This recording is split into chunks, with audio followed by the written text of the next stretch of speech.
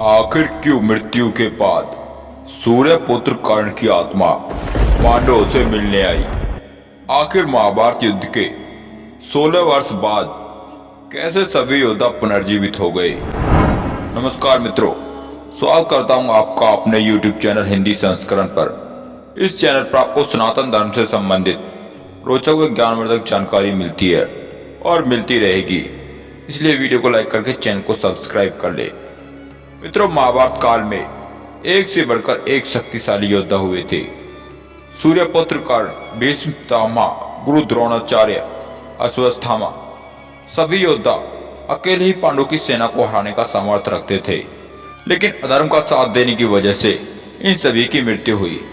लेकिन फिर ऐसा क्या हुआ जब सूर्यपुत्र कर्ण, भीष्म पितामह के साथ साथ सभी मरे हुए योद्धा पांडवों से मिलने आए। मित्रों, ये बात है महाभारत से 16 वर्ष बाद की। गांधारी, कुंती और धृतराष्ट्र ये सभी संन्यास ले चुके थे और वन में विहार कर रहे थे। एक बार पांडवों को अपनी माता कुंती की काफी चिंता हुई, इसीलिए सभी पांडव उनसे मिलने आए। जब पांडव माता कुंती से मिलने आए तब वहां महर्षि वेदव्यास कुछ ऋषियों के साथ आए हुए थे। पांडव धृतराष्ट्र, ऋषि वेदव्यास, कुंती, सुभद्रा, गांधारी और द्रौपदी बैठकर दिव्य कथाओं पर चर्चा कर रहे थे।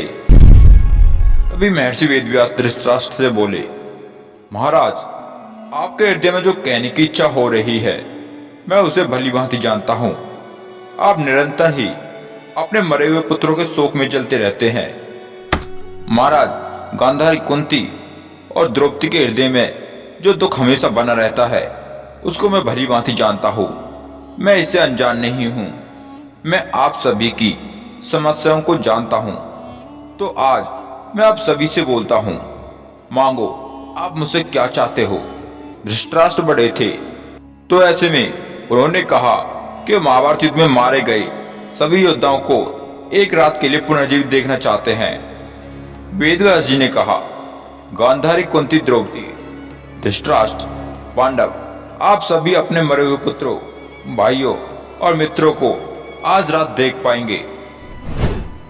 जब रात होने को आई तब वेदव्यास जी के बताए अनुसार सभी नदी किनारे पहुंचे, जिसके बाद वेदव्यास जी जल में प्रवेश कर कौरवों और पांडवों के पक्ष में मरे हुए योद्धाओं का आह्वान करने लगे। जिसके बाद भीष्म पितामह, गुरु द्रोण आदि सभी राजा अपनी सेनाओं के साथ वहां प्रकट हुए। द्रौपदी के पांचों पुत्र अभिमन्यु घटोत्कच के साथ वहां प्रकट हुए। सूर्यपुत्र कर्ण, दुर्योधन, शकुनि के साथ धृतराष्ट्र के सभी मरे हुए पुत्र वापस जल से बाहर निकले। इसके साथ महाभारत में मारे गए और वीर गति को प्राप्त हुए सभी योद्धा वापस जीवित हुए। जैसे ही पांडवों ने अपने भाई सूर्यपुत्र कर्ण को देखा तो सभी फूट फूट कर रोने लगे, क्योंकि जब कर्ण जीवित थे तब उन्होंने कभी भी उनका सम्मान नहीं किया था, लेकिन उस समय के बाद उनका दुख दूर हो गया। इसके बाद सभी पांडव कर्ण से प्रसन्नता पूर्वक मिले और उन्हें अपने बड़े भाई जैसा सम्मान और प्रेम भी दिया। इसके बाद अभिमन्यु द्रौपदी के पांचों पुत्र द्रौपदी और सुभद्रा से मिले। वो सभी बहुत खुश हुए। वहीं दूसरी तरफ धृतराष्ट्र, गांधारी भी अपने सभी पुत्रों से मिले। वेदव्यास के तपोबल की शक्ति को देखकर सभी बहुत खुश हुए।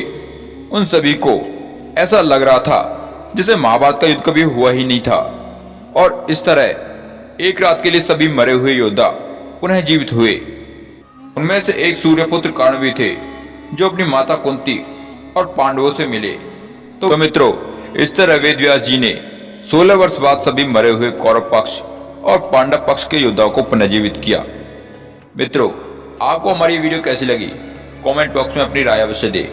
वीडियो आपको अच्छी लगी तो वीडियो को लाइक करके चैनल को सब्सक्राइब करें और ज्यादा से ज्यादा शेयर करें।